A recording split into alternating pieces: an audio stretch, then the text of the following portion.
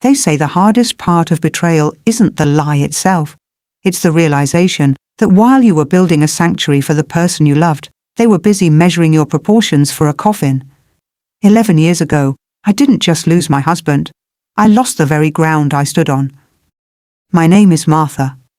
Today I am 62, a woman who has learned that silence is often the loudest weapon.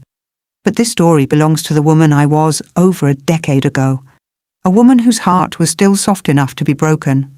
At 51, I lived in a house made of glass and polished wood, a masterpiece my husband Julian and I had built over 38 years of marriage. Julian was a surgeon, a man whose hands were celebrated for their precision and grace. When he brought Mara to our home, a distant, orphaned cousin from a war-torn village, I didn't hesitate. I opened my doors and my heart. I fed her, I clothed her, and I gave her the keys to our guest cottage, believing I was performing an act of pure Christian mercy. But mercy is a dangerous currency when dealt to the heartless. One humid midnight, the air thick with the suffocating scent of jasmine, I couldn't sleep. I walked into the garden, my bare feet silent on the grass, intending to check on Mara. The lights in the cottage were still burning. As I approached the bay window, the world stopped spinning. Inside, the silhouettes were unmistakable. Julian, my rock and my anchor, had his healing hands wrapped around Mara's waist. He was kissing her with a hunger that made 38 years of our shared life feel like a hollow rehearsal. I stood frozen in the shadows of the weeping willow, my breath hitching as their voices drifted through the cracked glass. "Just a few more weeks, my love," Julian whispered, his voice stripped of the warmth he usually reserved for me. "The offshore transfers are almost complete. By the time Martha realizes the retirement funds are gone and the deed to this estate is in your name, we'll be across the border. She's getting old, she's predictable, she won't even have the strength to scream."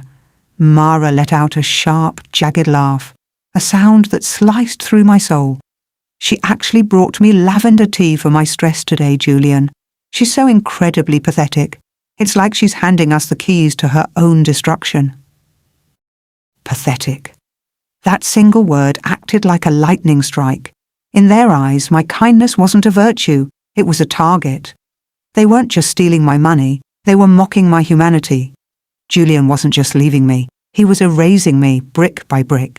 While I was still standing in the room, I didn't storm in, I didn't cry out. I watched as Julian pulled her closer, the man I had loved for nearly 4 decades, becoming a stranger before my eyes. I turned back toward the main house, my steps measured and cold. Julian thought he was dealing with a tired, aging woman who lived in books and memories. He had forgotten that I'd spent my life teaching the great tragedies of literature. I knew exactly how a traitor's story ended. I walked into my dark kitchen, poured a glass of ice-cold water, and sat at the head of the table. My heart wasn't breaking anymore, it was turning into a blade. The charity was officially over. Julian wanted to see if I had the strength to scream. I was going to do something much better. I was going to make sure he was the one left with nothing but silence. The sun rose the next morning with an insulting brightness. I sat at the vanity, painting my face with the same care Julian used to prep for surgery. I needed my skin to look like porcelain, unbreakable and opaque. When Julian walked into the bedroom, smelling of expensive soap and the lingering scent of Mara's jasmine, I didn't flinch. "Good morning, sweetheart," he said, leaning down to kiss my cheek.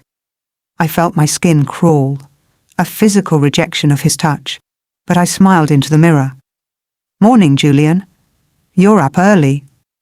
"Big surgery today," he lied, adjusting his silk tie.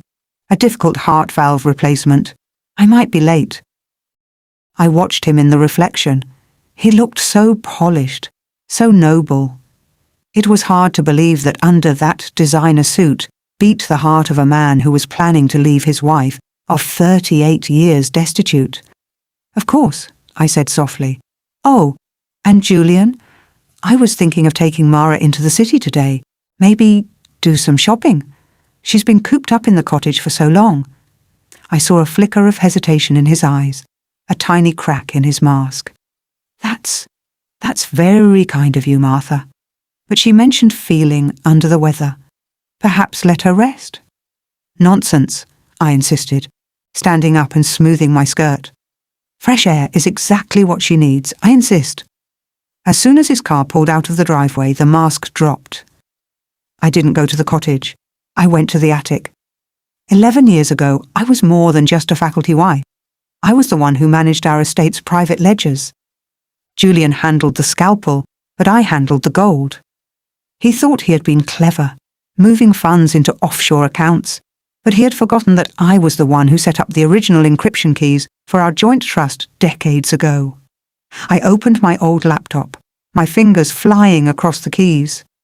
I wasn't looking for the money he had stolen. I was looking for the trail he had left. And there it was, David Thorne, the alias he had been using to buy property in Switzerland. But then I found something even darker. Julian wasn't just draining the retirement funds. He had taken out a massive bridge loan against the house that my father had left to me in his will. He had forged my signature on the power of attorney documents. If I didn't act within 48 hours, the bank would seize the estate and Julian would be long gone with the cash. I felt a surge of cold fury. He wasn't just leaving. He was burning the bridge while I was still standing on it. I picked up the phone and dialed a number I hadn't called in 20 years. Arthur? It's Martha. I need a favour. I need the best forensic accountant in the state. And I need a private investigator who doesn't mind working in the dark. An hour later, I walked down to the guest cottage. I didn't knock. I used my spare key. Mara was sitting at the small kitchen table, sipping tea. She looked up, her expression shifting from surprise to a practiced, sugary sweetness. Martha, I thought you were resting. The tea is cold, Mara, I said, walking over to the window, the same window where I had seen them the night before. I turned back to her, my eyes locking onto hers, just like Julian's promises. The sweetness vanished from her face. She sat up straighter, her eyes narrowing. I don't know what you're talking about. I think you do, I whispered, leaning over the table until we were inches apart. I saw you last night. I heard everything. The offshore accounts, the Switzerland move, the pathetic old woman. It was a lovely script, dear, truly. But you made one fatal mistake. Mara smirked, a jagged, ugly expression. And what's that? Julian loves me. He's bored of you. There's nothing you can do. The papers are signed. The mistake, I said, my voice dropping to a deathly calm, is thinking that I would play the victim. You see, Mara, in every great tragedy, there is a moment where the antagonist thinks they've won right before the floor falls out from under them. I pulled a small recording device from my pocket and pressed play. She's old, she's predictable. She won't even have the strength to scream, Julian's voice filled the small room. Mara's face went pale. What are you going to do with that? Nothing, I said, tucking it back into my silk pocket. Because by the time Julian gets home tonight, the bank will have received a formal report of identity theft and forgery. The David Thorne accounts will be frozen. And you? You have exactly 1 hour to pack those battered suitcases and vanish before the police arrive to discuss your role in a multi-million-dollar fraud. Julian will protect me, she hissed, though her voice was shaking. Julian, I laughed, is a man who values his reputation above all else.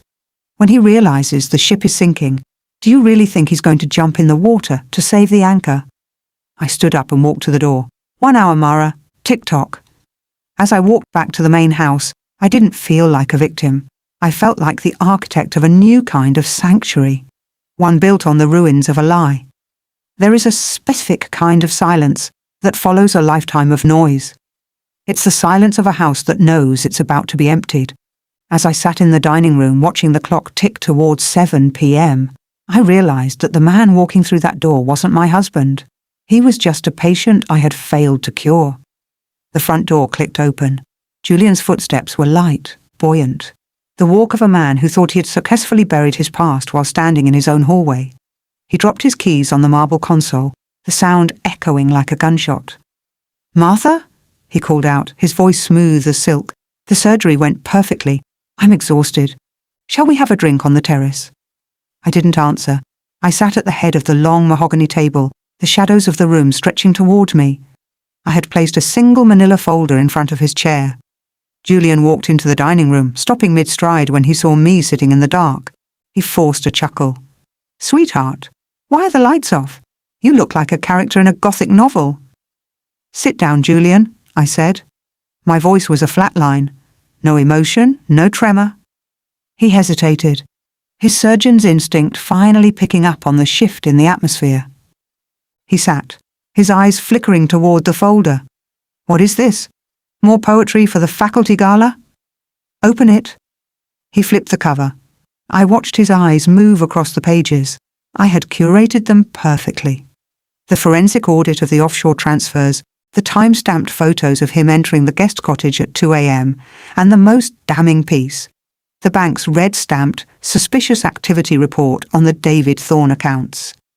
The blood drained from his face so quickly, I thought he might faint. The polished, noble surgeon vanished. In his place sat a small, cornered animal. "Martha, I can explain," he stammered. His hands, those famous, steady hands, beginning to shake. "The business, the loans. I was trying to protect our future. I did it for us." "For us?" I leaned forward into the light. "Was it for us when you told Mara I was too old to fight back? Was it for us when you forged my father's name to steal the roof over my head? Or was it for us when you called me pathetic?" The mention of the recording broke him. He looked toward the garden, toward the guest house. "Mara, where is she?" "She's gone, Julian. I gave her an hour and a head start. She didn't even ask about you. She just grabbed her bags and ran. It turns out your great love is just as transactional as your loyalty." Julian stood up, his face contorting into a mask of pure, ugly rage. The mask of the good man was gone. "You think you've won? You think you can just take everything? I built this life. I saved people. You just sat in libraries and read about other people's lives." "And yet," I said, standing up to meet his gaze, "it's the librarian who read the fine print. You forgot that while you were practicing medicine, I was practicing the law of this estate. The police are on their way, Julian. Not for the affair, because the law doesn't care about a broken heart. They're coming for the forgery. They're coming for the $2 million you moved under a dead man's name." He lunged toward me, but he stopped when he saw the two men standing in the shadows of the kitchen doorway, my private investigators. "Don't," I warned. "Every word you've said for the last 10 minutes has been recorded. Every threat you make now is just another year added to your sentence." Julian slumped back into his chair, the weight of 38 years of lies finally crushing his spine. He looked up at me, his eyes wet with a sudden, desperate fear. "Martha, please. We've been together our whole lives. You can't do this to me. Think of our reputation. Think of what people will say." "That's the difference between us, Julian," I said, picking up my coat. "You're worried about what people will say. I'm worried about how I let a ghost live in my house for so long." I walked to the door, leaving the folder, the recordings, and the hollow shell of a man behind. I didn't look back. I didn't need to. I knew the ending of this tragedy. I stepped out onto the porch, breathing in the night air. The jasmine didn't smell like a funeral anymore. It just smelled like rain. They say the hardest thing a woman can do is forgive herself for the years she spent loving the wrong man. But as the sun rose over the garden the next morning, I didn't feel the weight of regret. I felt the lightness of truth. The fallout was swift and clinical, much like the surgeries Julian once performed. The news of the renowned surgeon's arrest hit the local papers 3 days later. The charges, wire fraud, identity theft, and grand larceny, were too heavy for his high-priced lawyers to bury. The David Thorne accounts were seized, and while much of the money had already been funneled away by Mara into untraceable corners of the world, enough remained to settle the bridge loan and save the Maples. Julian didn't fight. Once the mask of the perfect man was stripped away, there was nothing left but a coward. He took a plea deal to avoid a public trial that would have aired every sordid detail of his affair. He was stripped of his medical license and sentenced to 7 years. The last time I saw him, he was wearing a jumpsuit that was the same shade of orange as the lilies he used to buy me for our anniversary. He looked small. He looked like the ghost I had always suspected lived behind his eyes. The final cleaning. I spent the next month purging the house. I didn't burn his clothes. That would have been too dramatic, too much of a tribute to his memory. I simply donated them to a local shelter. I replaced the linens in the guest cottage and painted the walls a soft, cool blue. Mara was never found. She had vanished into the wind, likely already looking for her next pathetic target. I didn't hate her. In a strange, twisted way, I was grateful to her. She was the mirror that finally showed me the rot in my own home. Without her, I might have died still believing the lie. One afternoon, my forensic accountant, Arthur, came over to finalize the paperwork. We sat on the terrace, the same place Julian had suggested we have a drink the night he was caught. "You're a wealthy woman again, Martha," Arthur said, sliding the final documents across the table. "The estate is clear. The accounts are restored. You can live the rest of your life in absolute peace." I looked out at the garden. Peace isn't just about money, Arthur. It's about not having to look over your shoulder. The new chapter. 11 years have passed since that jasmine-scented midnight.